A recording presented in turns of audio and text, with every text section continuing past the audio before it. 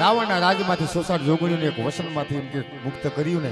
તેથી એ જોગણીઓ એમ કીધું ખેતલા તારો કોઈ કર નથી એ કુંડિયાના પરિવારમાં જ ખેતલો પૂજાય છે હકીકત અમારા કુંડિયા પરિવારમાં એકમાં ખેતલો આખો અમારો શેણા છોડીનો કરાદો અમારો ખેતલો ખાય છે બાકી કોઈના કર્મમાં નહીં હોય બાકી ગમે એ ભૂવો બાનાધારી આપણે એક દેવી પૂજક સમાજની વાત નહીં બાકી ગમે એ બાનાધારી હોય ને એને પેલો ઓટ હોય ખેતલાનો લે પછી એની માતાઓને અમે જે કાંઈ આવડી ભજન કરી પણ એક એમાં એક શબ્દ એવો છે કે લોબડી છે ને કોઈક સમય જર્જરી થઈ જાય આ સંદર્ભા છે ને ભાઈ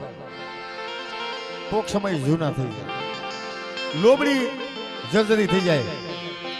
માતાજીની રાખડી કાંડે હોય ને એ કોઈક સમય ગહાય ને આશી પાતળી થઈ જાય પછી ભગવું વસ્ત્ર પહેર્યું હોય ને ભાઈ એ પણ તૂટી જાય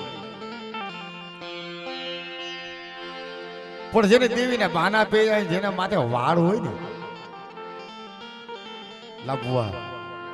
એ ભુવાનું જ્યાં બાનો આવે ને ત્યાંથી માથાના વાળ માથા માથે રહે ને એ જેથી આ જગત છોડીને હાલતો થઈ જાય ને તે ભેગા લઈ જાય એ કોઈ દિવસ જરજરાય ન થાય તૂટે નહીં બાબા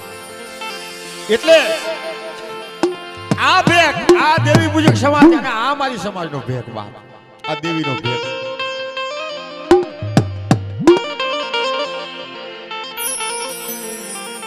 આપણે બોલા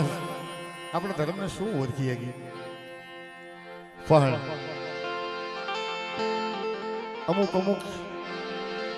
પેઢીની વાતો એવી પડ્યું છે દેવી હારું થઈ દીકરા વેચા છે બાપ હે આવા પુરાવા છો ભાઈ